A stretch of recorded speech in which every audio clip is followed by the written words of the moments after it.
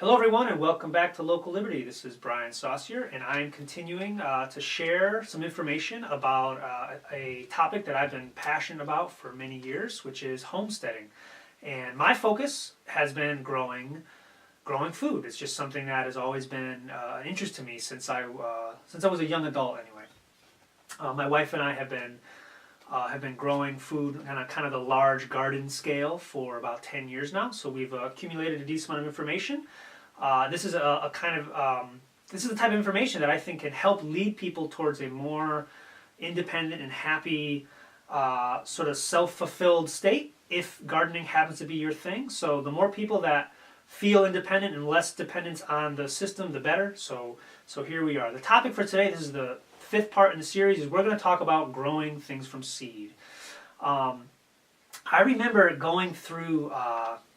I went to college for computer engineering. We talked about things like microprocessor design, and where you get down to the microscopic level of designing integrated circuit boards, where you have this tiny little 1-inch square that might have millions or hundreds of millions of transistors on it. Thinking, wow, this is pretty cool from kind of like the nanotechnology perspective. But then I started getting into gardening. And growing vegetables and fruit, and then eventually I came across the idea of a seed, and then the feeling of wonder just totally eclipsed anything I ever felt for computers, in seeing the real micro technology that's packed into this tiny little, and some seeds are microscopic practically, you can barely see them with your finger, but those seeds have the potential to grow into a tree. 100 feet tall, or into a bush that's going to produce 500 tomato plants for you from this one little microscopic seed. So the wonder in micro technology for me has really been translated to just the miracle that is a seed. And once you get into gardening and you buy some transplants from a store and you're happy with your vegetable garden, then you start you order a few seed catalogs, and these seed catalogs show up in November, December, just when your garden's wrapped up and you're getting settled down for the winter. And you can flip through these catalogs and you can just see the whole other level of variety that's available to you and choices you have of what you want to grow. There might be, if you go to a good garden center, there might be a dozen different kinds of tomatoes you can choose from. You open up a seed catalog of the good seed vendors, in particular the ones that focus on saving heirloom seeds through membership organizations like Seed Savers Exchange is a great one. There could be 12,000 different kinds of tomato plants that you could potentially choose from.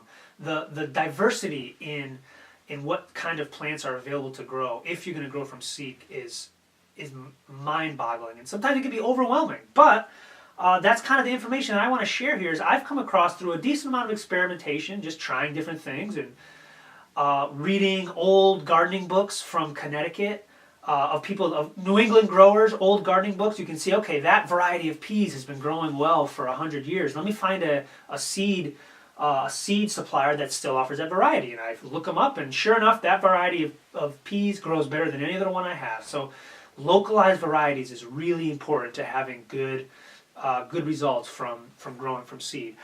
But let's talk about the basics of what it takes to grow something from seed. It's pretty much the same thing as what we talked about in an earlier episode of growing a plant. What a plant needs. A plant needs food and water and sunlight. And a seed or a seedling needs those same three things, just in a slightly different order. And of course, they're way more sensitive. Just like a tiny little animal is going to be more sensitive to environmental changes than an elephant. An elephant could take a little bit of temperature swing more readily than a mouse because there's just physics really at play. But the basics of seed, and I'll just run through this very quickly. First thing you need is some sort of medium, some sort of substrate to anchor your seed into. Some folks use soilless mixes. I tend to go towards the more natural, less input, methods, and I generally just I put them in soil. I make my own potting soil, mixes of compost, peat moss, dirt from the garden. Sometimes I add what the heck's it called? Perlite. It's just those white little kind of like volcanic rock or vermiculite to lighten the dirt a little bit. But the bottom line is I put the seeds in dirt. Is a short story. Some folks put them in other things, but I put them in dirt. And you just stick a seed in dirt, nothing's going to happen. There's a couple things that it needs. The first one, the most important one, is it was water. Water makes the seed swell, makes the little tiny plant that's in that seed waiting to come out for 100 years maybe. That seeds can maintain their vitality. That seed comes out once the water permeates it, and then the sort of triggers the plant growth process, and then there's energy in the seed itself, and that energy provides that initial store of food that a plant needs to grow, and then the plant comes up, and as soon as those leaves emerge from the dirt, I forget the name of the initial leaves, but they have a specific name. Then you start needing some light, and light can come in a lot of ways when you're growing from seed. Particularly in New England, where we have to do things like peppers, for example. If you want a good pepper crop in New England, they have a long growing season, a long period of growth, even longer than our already very long growing season in Connecticut. So you have to start your pepper plants in February inside the house. Thereabouts, early February is typically when I start them. And that means you're going to be inside. And if you happen to have a great window, a good sunny southern-facing window where you can get lots of natural sunlight for your plants, that's the best way to go. But if you're growing a lot of pepper plants, chances are you're just not going to have enough window shelf. So here's a picture of our seed growing station that we built. And this seed growing station is just built out of a shelving you can get from Home Depot and some shop lights and some string, basically. The string was sort of my key innovation to make this seed growing station work because fluorescent lights, like the ones in this studio, are very, very weak compared to the sunlight. So in order to get the benefit to the plants, that the plants need the light for photosynthesis, and it's how they convert the food and all that. I'm not a plant scientist. I just like to grow things, so I don't have all the scientific terminology. But the bottom line is plants need a very strong light source, and fluorescent lights are very weak compared to the sun, so you need to keep the fluorescent lights within inches, a couple of inches of your plants. And as your vigorous, happy little seedlings are growing fast, I have little strings attached to the shop lights, the fluorescent lights, and I can raise them up with the plants. So this allows me to grow lots of plants. You can see these cell trays that I grow them in. Or flats, I should say, seed flats, not cell trays. This allows me to grow, 50 or so pepper plants. Maybe I won't keep all those. A couple hundred tomato plants, and I'll keep half of those, give some away, toss the rest if they're weak. And I can grow enough of my own plants to fill in a pretty big garden. And the nice part is I can grow exactly the ones I want. I'm not dependent on what is available in the garden centers. So, growing from seed. Oh, one last thing I should mention is temperature. Some plants have pretty sensitive temperature requirements. Most of them have a range where they'll do just fine, but some things will germinate much more quickly and much more evenly if you can get the temperature up. And they usually want a higher temperature, in the 75, 80 degree range. And a lot of our houses are not kept that warm in the winter, so this is really the one thing that costs a few bucks, and talking like $20, $30, $40, is you get a heat mat to put underneath your seed flat.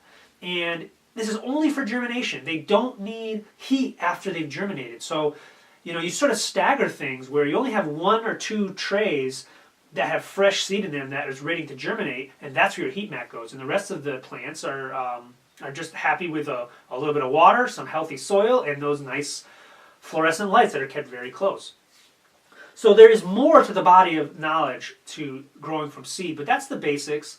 One other quick tip is, and we can talk about this in more detail in another episode, but if you grow something from seed in your house under fluorescent lamps, you have to harden it off before it goes outside in the sun. or that harsh, powerful sunlight will just toast your tender little plants that are not used to being in the sunlight. So basically you just give them an hour or two the first day, a few more hours the second day, and gradually by the third or fourth day the plants can take a whole day in the sun. No big deal, just a little bit of effort and a little bit of knowledge. It's one of those things a lot of people learn the hard way, but not the end of the world. So what I want to try to sort of jumpstart people with in this area is I want to share things like that I've accumulated over the years, which are just some spreadsheets. This is how I keep track of what I'm growing. You can't see that all there, but it's basically this is my tables of what I grow. And there's two very important pieces of information on here that I think will be useful to local gardeners. This is both for experienced gardeners and for people that are just getting started and want to dive into growing things from seed. The first is what varieties grow well. And I mentioned this is sort of my best case example of peas. I struggled for growing peas for years until I was reading some gardening books of a woman that lived in New England. She was gardening 100 years ago or close to that in New England, and she mentioned a particular variety of peas. It was called Lincoln peas. And that variety, I found a supplier, and that's my go-to variety now because they just grow fabulously here. You can save seed from them, and you don't even have to buy the seed anymore. So the particular kinds of varieties, and I'll highlight some in here that are going to be particularly well suited to growing in Connecticut. Another one, pepper, Jimmy Nardello. That's an heirloom pepper plant that came from a family in Italy. They brought it to Waterbury, Connecticut, grew for many years in Waterbury, Connecticut. That seed eventually found its way to Seed Savers Exchange, and that's how I came across it. Seed Savers is a membership organization as well as now a business that sells seeds and other things. So Jimmy Nardello is a sweet pepper, delicious fryer. Sometimes growing peppers in Connecticut can be challenging unless you have the right varieties. So the other very helpful piece of information on here is I have this. These are all ordered by date, and I arrange this in a chronological order, kind of by weeks. There's no exact date that says you have to grow a pepper plant on the 17th of February, but in the late middle February is when you want to be looking to plant your pepper seeds. So I have this arranged in chronological order. It is sort of staggered, so once you really get into the swing of growing things from seed and you kind of got your production line going, there's something new to be started every week. And that is how I organize this spreadsheet. So this hopefully will give you guys a jump start on what kinds of seeds to grow and when to plant them. And check out the article that's linked below, where I'm going to post this document on our website, localliberty.org. And I would love to hear from any other local growers, gardeners, growers, farmers, anybody that's growing anything. I would love to hear about what varieties of seeds work for you. And if you happen to have any similar charts like this that you'd be willing to share, I'd love to see them. I'm always looking for new things to grow and looking for and there's always more to learn from any other local gardeners. So thanks for listening, and check us out on Local Liberty on Facebook and YouTube. Take care.